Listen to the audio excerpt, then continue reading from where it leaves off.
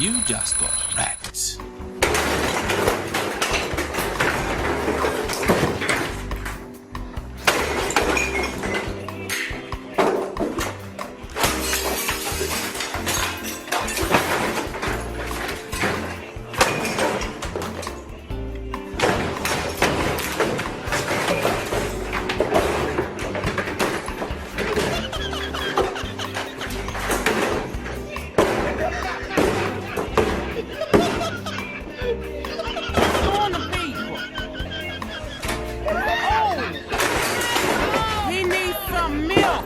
What's going on, guys? It's K-Dub here with another episode of Crypto Zombie. Man, I certainly wouldn't want to be a Bitcoin bear this past month, but that being said, it is another beautiful green day in Bitcoin and cryptocurrencies. Some altcoins are putting in double-digit gains. Yet again, I hope you're having a great week. It is hump day, it is Wednesday, but that being said, we do have one prominent analyst coming out saying that, according to this indicator, Bitcoin could potentially rally another 197% this year alone, on top of the gains we've already seen, which would actually put Bitcoin at around $27,000. And if the altcoins follow, well, it could be an explosive year for Bitcoin and cryptocurrencies. We're going to get into all that. I also have a special guest on the channel today. That's later in the video. Yesterday, I told you guys we were going to have Ethereum developer Hashoshi on the channel. So we're going to talk about Ethereum 2.0. And also, he is going to give you guys his top altcoin pick. Don't get too excited for 2020. We'll get into that as well. And of course, we have more fundamental news and amazing adoption at the end of the video. But first,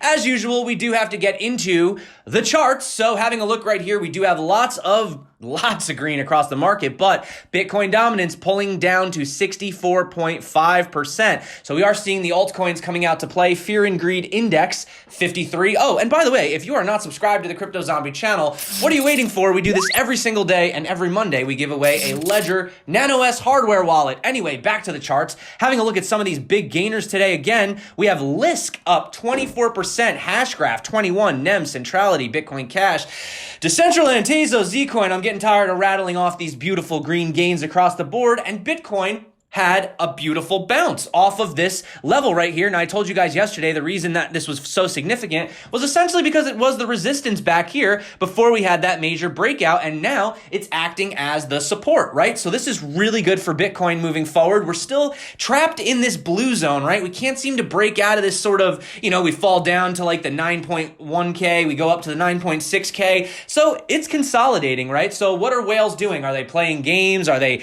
buying Bitcoin? Well, kind of looks like they're playing in the altcoins right now. I'm not going to lie. It seems to be where the money is flowing. But having a look back at the charts, we do notice that there was a little bit of a fake out. We had some bearish divergence down here, right? MACD in the red. And this was on the lower time frame. And I did say, sometimes you have to take these lower time frames with a grain of salt. And as you can see right here, boom, we broke right through it, and we did have the bounce back, right? One thing I will point out is we were able to close this CME gap right here, so maybe we were just dumping to fill the gap. We do still have two lower gaps, although will they get filled? I don't know. Could be different this time around. I mean, Bitcoin is definitely exhibiting some extreme exuberance this time around, especially since the beginning of the year. You can see we've respected this trend line very well. We had the bullish crossover on the daily. And I mean, look at this. We're just having a beautiful, just kind of bounce pattern. If Bitcoin was to sort of come down here, retest this level, you could see Bitcoin hit, 8,800, 8,700 before having, another bounce back again. But the one thing that I do want to point out is you just got to zoom out. You got to look at the bigger time frame. And really what's incredible is we're still being held down by this resistance that we had back here at the all-time high, last year's high, and now. And look at how we're just struggling to break above this level. Now, I'm going to be honest, if we do break out of this level, this is very good for Bitcoin short term. You can see we will probably get stomped out at the top of where these wicks are, which if we were to literally have a straight pump right up now, that'd be around $11,200. Now, if we got above that, well, that would definitely be fireworks across the board. However, it is possible, and I don't want to freak anybody out, but it is possible that if we do have multiple rejections, Bitcoin could try to retest the 6.4K level. Honestly, I don't think that's going to happen. I really don't. But just being realistic, that is a possibility, okay? I do want to point out, though, how Bitcoin dominance has fallen out of this sort of descending triangle, right? And you're noticing at the same time that the altcoins have finally broken above the $86 billion market cap. Lots of people are calling for alt season.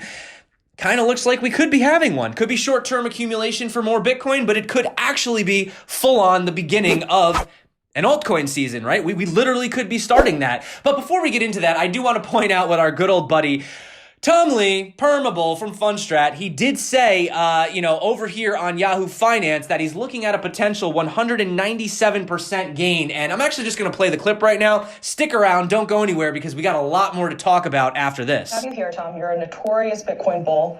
What's next for the cryptocurrency? What are the levels that you're watching right now? So we're really optimistic on crypto and Bitcoin this year. Last year Bitcoin was up almost 90%, so the best performing asset class by a factor of 3. And we think the return this year will be even stronger because you have some catalysts, the halvening, which is upcoming. I think these geopolitical events, like including coronavirus and geopolitical tensions, really improve the use case. But a thing that I was just chatting with Zach on before the show is that enough times passed where that post the starvation of capital, like the space has not really seen any capital inflows. The only good projects are surviving now. So there's actually a lot of interest in looking at what's still alive because these things actually have real progress and fundamental value. So I think it's a good time to look at crypto. Yeah, and you've weeded out some of the bad players. But Bitcoin itself has been there for a while, and that's really one of those few currencies. I guess there are a few other ones where they're more established, Ethereum, where there is the backing and we know what these projects are all about. But Bitcoin's one of those ones. Still don't know where the founder is. Still don't know Satoshi. But January was the best January for Bitcoin in 7 years. So, you're still maintaining that it's not too hot of a start in 2020 here. It could still be a full year. Oh, yeah. It's not going to give those gains back up. Yes, that's right. And notably in January, January usually is a weak month. It was a great month for Bitcoin, up 26%. But it also recovered its 200-day moving average. And that's a big deal because, as you know, anyone who's a trend follower knows when you're above your 200-day, you're back in a bull market. Whenever Bitcoin breaks back into its 200-day, its average 6-month gain is 197%. So we're sort of talking about potentially a levitation taking place. Yeah, that's big. If it was 197 again, that'd be a very big move. Yeah, so if it was 197%, that would be a pretty incredible move, and we are seeing a lot of the altcoins rallying as well, but I do like how they pointed out it's probably going to be more fundamentally driven. Now, of course, we're going to have these random pump and dump shit coins here and there, but I think this is the year of fundamental projects moving forward. Now, we do have Ethereum developer Hisoshi on the channel in just a bit. I did mention that in the beginning, but before we get into that, I wanted to mention one big breakthrough for Bitcoin, and that's the fact that Bitcoin has broke 500 million transactions. Now, the reason that this is such a big milestone is because in 2017, which was the massive bull run for Bitcoin, we actually had 250 million. So it essentially took Bitcoin all the way from inception to 2017 to reach 250 million, whereas only from 2017 to now, we've doubled that. So this is showing lots of use of the network, and not to mention, we were seeing the network get clogged. We were seeing fees up to $30 for Bitcoin. Now we're having, just as much, if not more transactions on the network, and the fees are maintaining relatively low prices. So just wanted to point that out. Now, one other thing, I know lots of stuff to go over, but I wanted to talk about what Coinmetrics said. Now, listen to this. This is in reference to Bitcoin's realized volatility. But before we get to that, they used the sample set of 5 cryptos and saw that the 20% increase in the adjusted value over the week outpaced pretty much their increases in the market caps alone. Now they talk about Bitcoin Cash, Ethereum, etc. However, Bitcoin still dominated with an ATV of 1.9 billion. But the report also argued that Bitcoin's rally over $9,000 added to the growing evidence that it is beginning to predictably react to geopolitical events, right? So, they talk about things like, the coronavirus, the Chinese stock market, etc. Not to say that that's 100% why we saw the pump, but there is some sort of correlation, whether it be just a little bit in the background. And also, according to Coinmetrics, Bitcoin realized volatility measures on a 3-month rolling basis. It's at 52% and is approaching levels that is historically created a bounce off. You can see right here, we're right down at these levels. And, essentially when we get anywhere around this line, we do have a major bounce back, right? Now, talking about Ethereum, there's been a lot of skepticism about it, right? In fact, Delphi Digital is looking to basically look to do a bit of an audit. There has been sort of, I guess you could say, prominent supporters of Ethereum turning their cold shoulder, right? You know, you have seen a lot of promises of it being a world computer, programmable store of value, used for ICOs, then it was for dApps, then we're hearing the DeFi. So are these all just sort of like words to just get you interested and get you to just buy more ETH, you know? Well, I do want to talk about that today, and it's been long overdue. So without any further ado, I do want to get into our conversation with Hishoshi. He's been a developer on Ethereum for 4 years. He talks about Ethereum 2.0. We actually even go into some Bitcoin proposal updates as well. And also he goes into his top altcoin pick for 2020. So if that sounds good to you, definitely stick around. So Hishoshi, welcome back to the channel, man. It has been far too long. I think it's been, what has it been, like a year, maybe almost a year. It's been crazy. I think so. First of all, how have you been doing? Doing great. Obviously keeping up with this crazy stuff that's going on in crypto all the time. It's a full-time job just reading the news. I know, man. And right now, a lot of people are getting excited. There's altcoins that are taking off left and right. So now you're sort of seeing that interest come back into the space. Ethereum, clearly, you know, being number 2, a lot of eyes on it. So I figured today you can kind of just break it down for us. You know, you've been an Ethereum developer now for quite some time. And actually, before we get into it, I wanted to ask you a question. Like with all these different, you know, cryptos and blockchains that we saw that came out in 2017, 2018, right? You know, 500 times faster, sharding, this, that. Why did you still choose to stay with Ethereum, you know, after all that?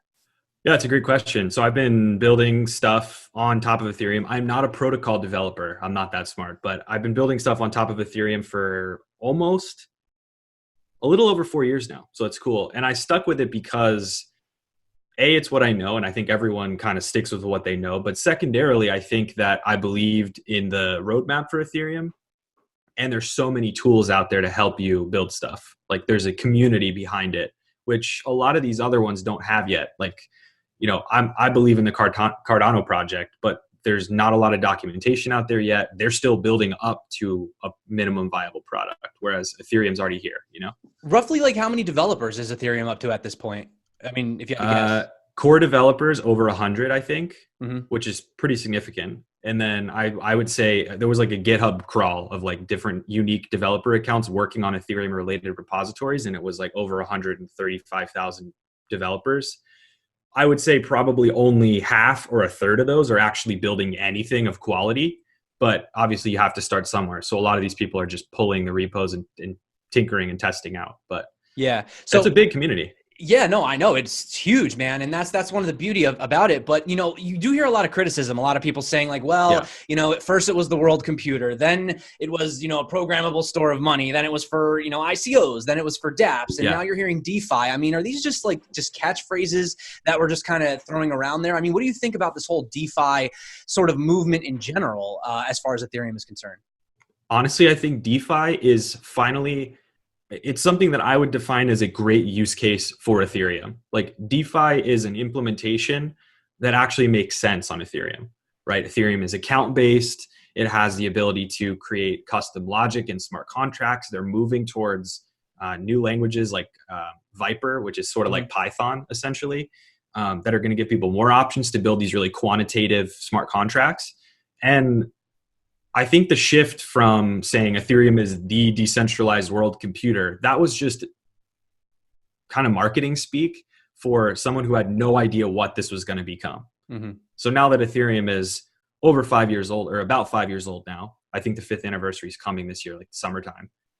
So it's sort of morphing. It's kind of like finding what it really is meant to be, right? I mean, but you've even had Vitalik come out. He had that tweet the other day, I don't know if you saw it, where he was like DeFi, or he was referring to an article that said DeFi gives you the ability to take out loans without any paperwork. And he says, I still cringe over this idea. Yeah. I mean, how realistic is it? You know, I mean, getting people into this system. I mean, you know, actually really having decentralized finance. I mean, how realistic is that short term? I mean, we're still having difficulty getting people into Bitcoin, you know? Yeah. And I think that that's nuanced. I think that in the short term, it's easy to do this stuff peer-to-peer. Like if you have crypto and you wanted to loan it to somebody else, I think the infrastructure is there to do that, right? But if you want to do these things where you're getting like large loans for business or whatever, like there are regulations and laws that Ethereum, even though it's a decentralized community, has to comply with in local regions and stuff like that.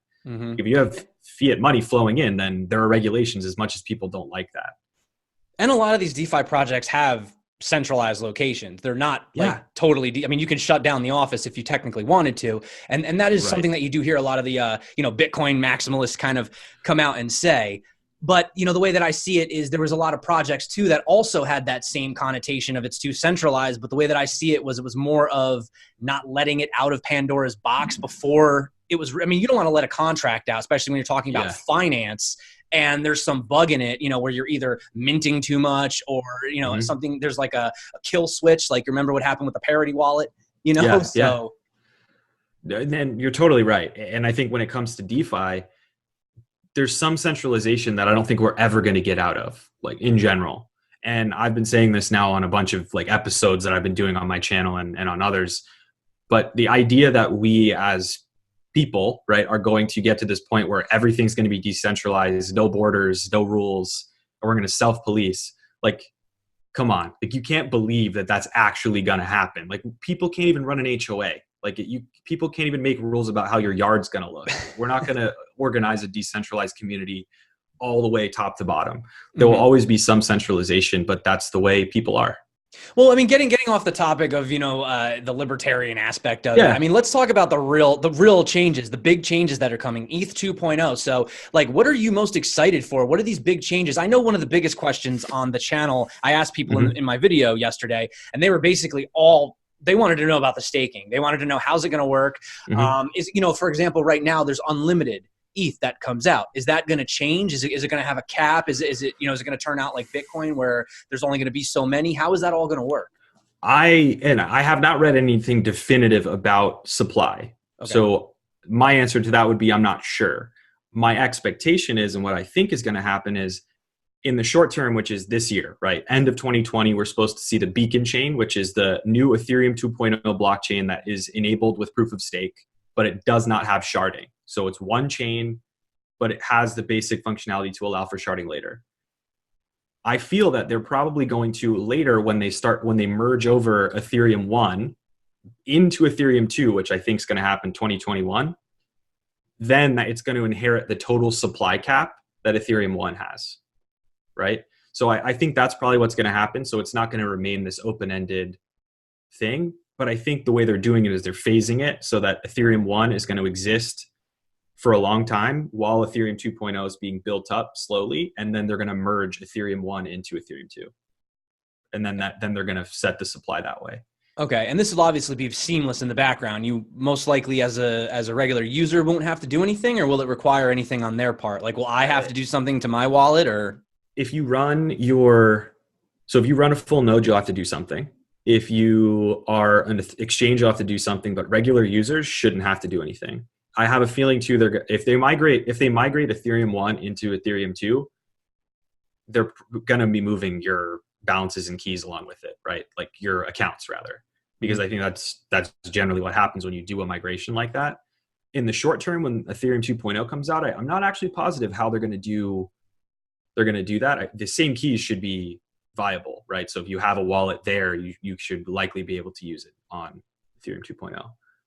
So I think that's probably what's going to happen. Your stuff's going to translate over. So proof of stake is obviously one of the big changes that they're making. How many? Yeah. I forget. How many do you need to? 32.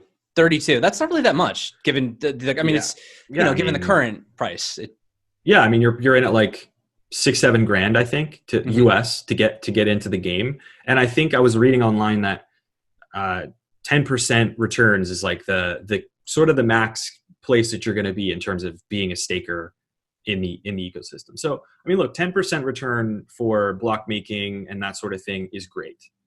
But there is a cost associated with running a node in the first place that's capable of making blocks. So I think what's happening now is balancing that economic incentive structure so that if you're making 10% on your 32 ETH, that it's still cost effective for you to run the node. Because if it costs you, 10% of your total holdings to run your node, and then you probably aren't going to want to do it unless you just really believe in Ethereum, right? Which some people do.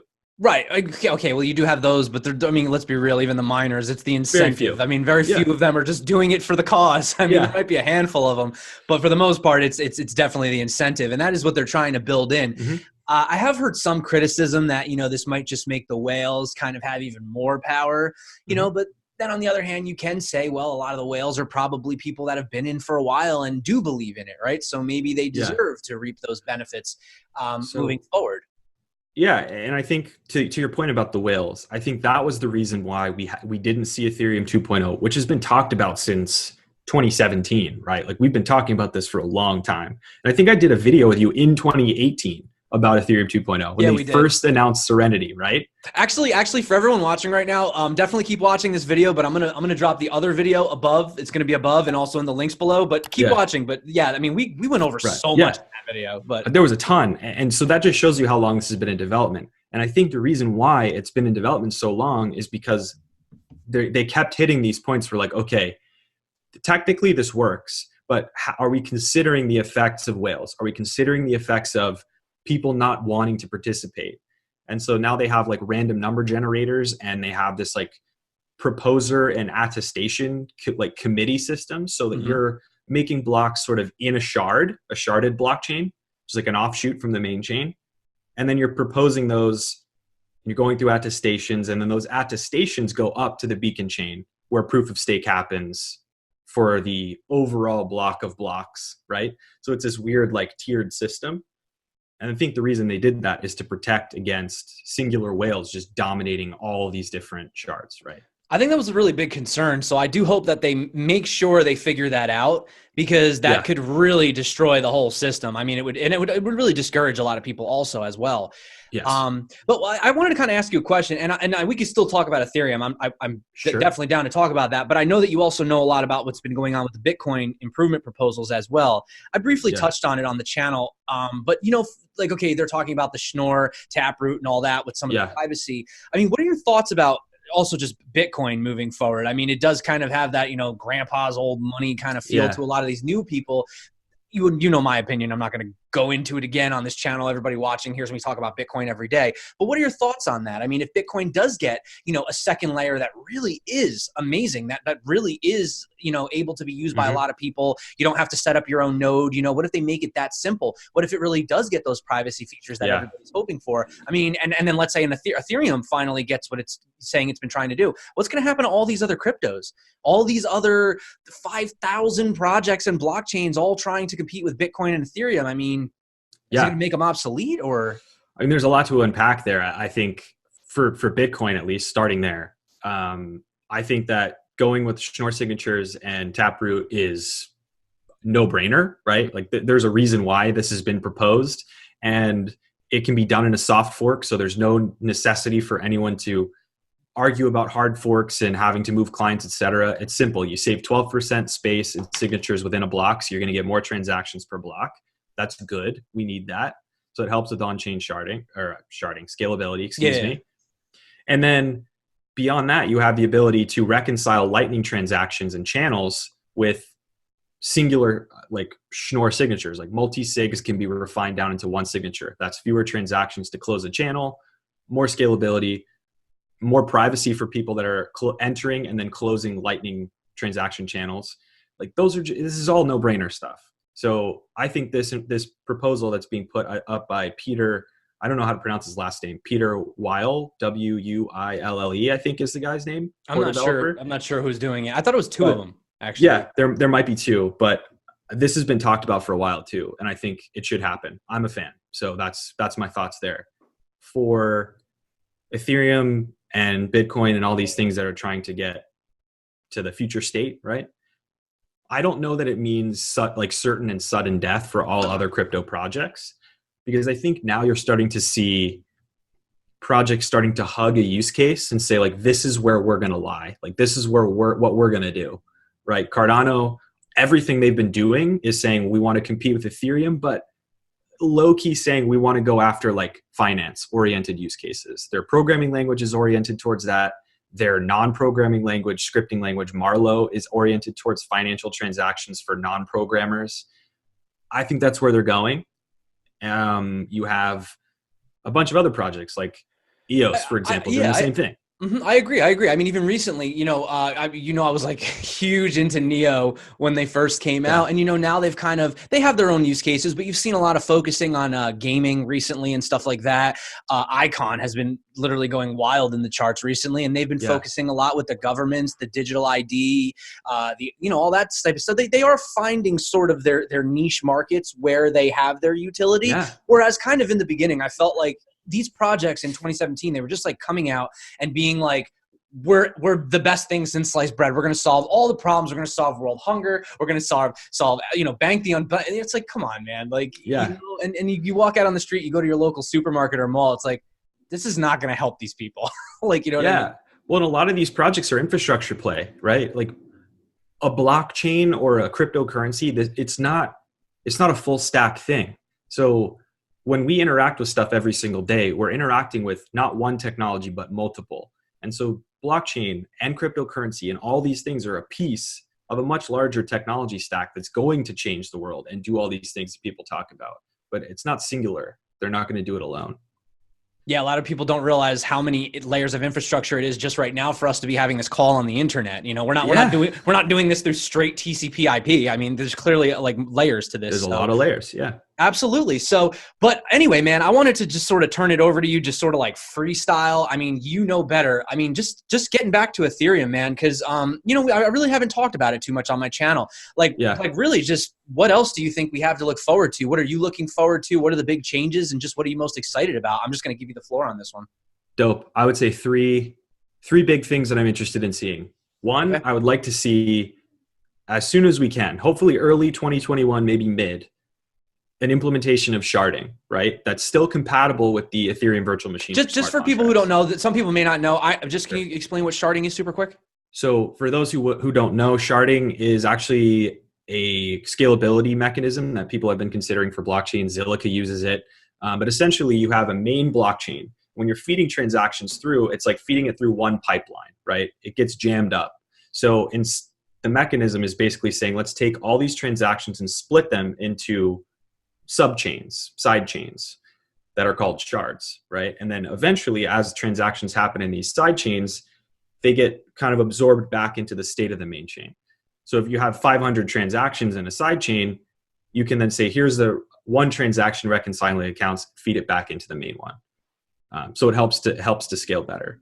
Now, in theory, whereas they say with Bitcoin, essentially the more nodes, right, that run, the longer the computation takes. Now, with Ethereum and sharding, is it an inverse relation? Whereas the more that are run, the faster, or is there still sort of a limit? Like it's a balancing act. Okay. So there's, and I'm sure that you can go into the papers for Ethereum and you can see the math they've done in terms of how many shards and how many transactions and operators and transactions can go through those shards and then reconcile back.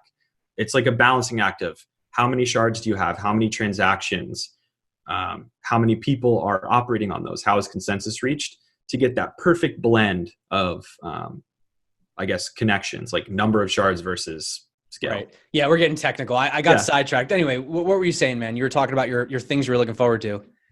For sure, yeah. So number one would be sharding, because first and foremost, Ethereum 2.0 is they're trying to bring like a new execution engine for smart contracts, like the next generation of the Ethereum virtual machine that runs that code, basically.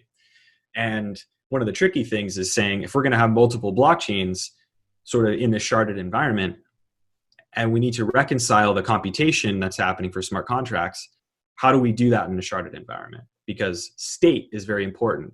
If you set the value of a variable in a contract to a certain thing, that state needs to be shared across all the parties that are on the network, right? So how do you do that in a sharded environment? It's tricky. So as a person who loves this stuff, I can't wait to see how they did it, right? And see it in action. Second, following that point, is the new virtual machine. I'm excited to build something with the new virtual machine, see how much faster it is. Hopefully they've improved on some of the things that are difficult to manage now, like different gas limits and gas prices and balancing that for your smart contracts. And then the new language. I heard somebody say something about, I don't know if this was true or not, but like something about like, imagine all the, they were just saying like, imagine all the ETH that would be burned if you were doing it with stable coins. Is that going to happen, or is that something that was just a rumor about ETH being burned with stablecoin? Or is that like something they could set up with a contract? I mean, how would you do that? They could do that when they move over to this new blockchain, the Ethereum 2.0 chain. It could just be a rumor. Plans. I think I just heard it online, but that at least you can verify that. So you haven't heard anything about that. So I haven't, but that doesn't mean it's not true, because there's too much to even like dive into, to be honest, as one person. But it would be cool because you could have that deflationary environment that you have in Bitcoin happening for Ethereum. As the network gets used for stuff, it's burning the supply of the network token instead of just like gas, basically. Mm-hmm. In a sense, it's already doing it that way, though, because you're spending Ethereum in the form of Whey, which is like the small version of it, for gas. So it's kind of doing that already, but making it more formalized with a stable token would be interesting.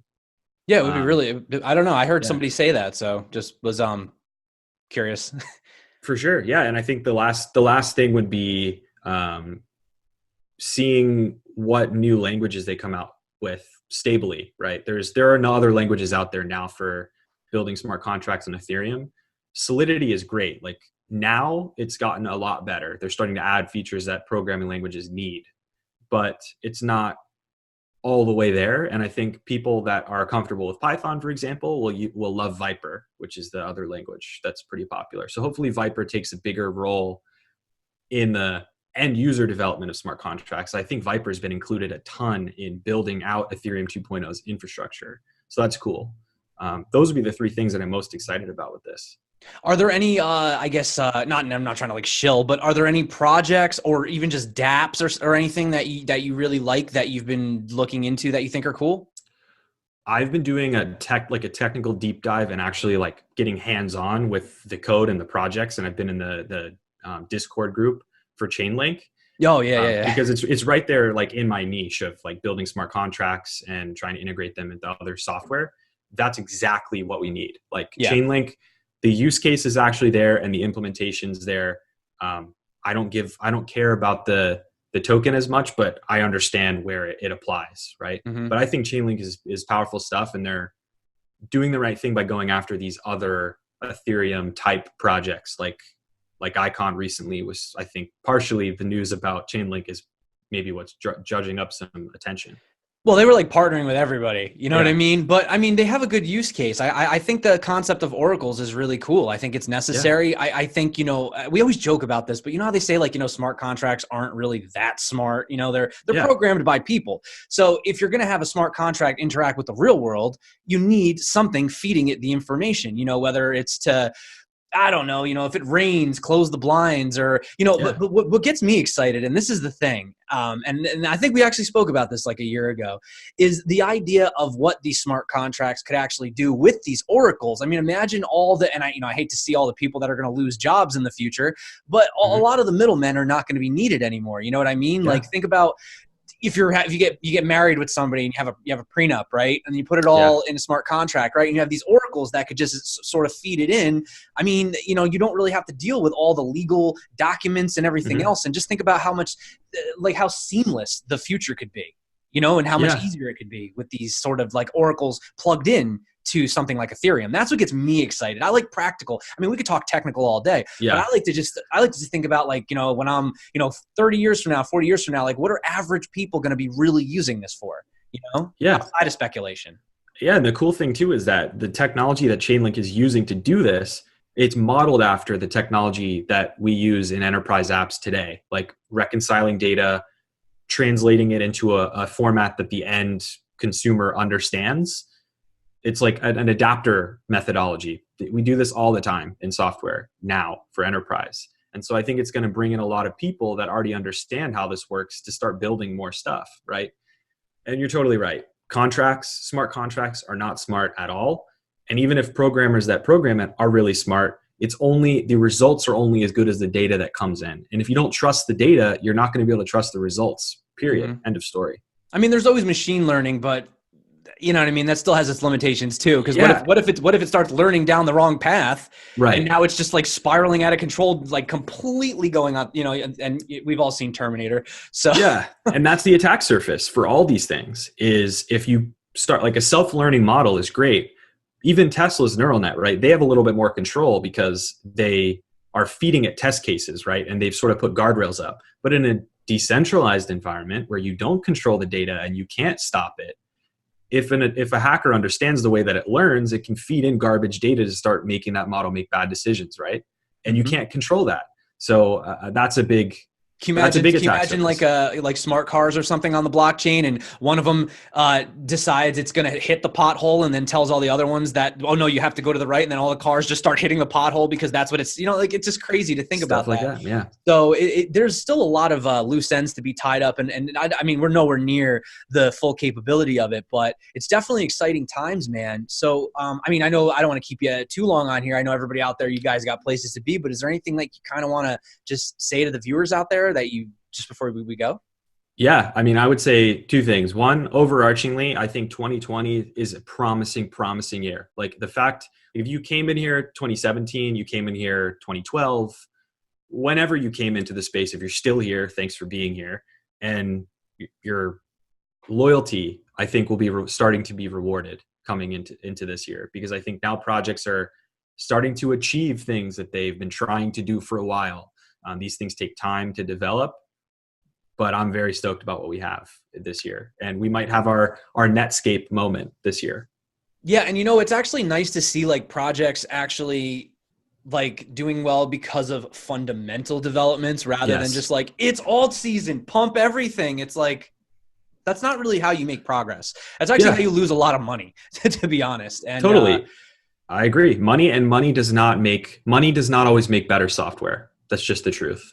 So no, there's ICOs that raised hundreds of millions of dollars. And what do we have right now?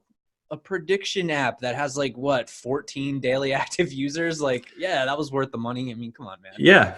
So, I mean, I think that's the big takeaway for me, is whether you care about price or tech or any of it or all of it, I think now is the time for us to obviously demand from projects that we believe in, like show us results, keep them honest, but secondarily support them and support projects that we don't love either, because their competition is what's keeping your projects alive too. So it's great. And that's what my channel is all about, to be honest. Yes, and definitely check out Hishoshi if you guys haven't. It's been a long time since we had him on the channel. He does some awesome deep dives, even way deeper than we did today. I think today we like just scratched the surface. This was very entry level. I mean, if you guys want some real deep understanding of all of these different inner workings, whether it be Ethereum, some of these projects, dApps, whatever, definitely check out Hishoshi, and I will drop the link below.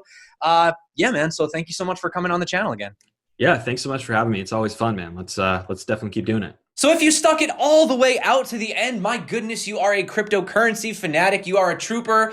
Kind of like me. That's why I make these videos every single day. So that being said, we do have 3 more things to go over. Number 1 being the fact that we do have Binance adding support for instant crypto purchases with the Russian ruble. This is just going to eliminate more of that friction getting in and out of the crypto markets. Our second bit of news is we do have Travel by Bit. They're a crypto-based online travel booking agency. They announced today that they added Expedia's hotel inventory, now offering more than 600,000 additional hotels for travelers, expanding its database to nearly 800,000 properties worldwide, and you can use crypto for these purchases. And finally, the big news adoption of the day, Transparent Systems, which is developing a real-time cryptographic payment settlement network, has raised $14 million.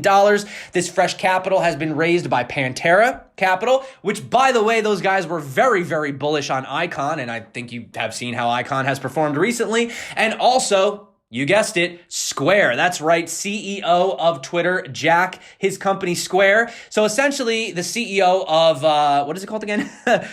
Transparent Systems. They say that we are building a new cryptographically secure real-time settlement solution that removes transaction costs and friction associated with traditional payment rails. He says our decentralized network eliminates single points of control that hold back current financial systems and solves for settlement, time constraints, and money spent on transaction fees.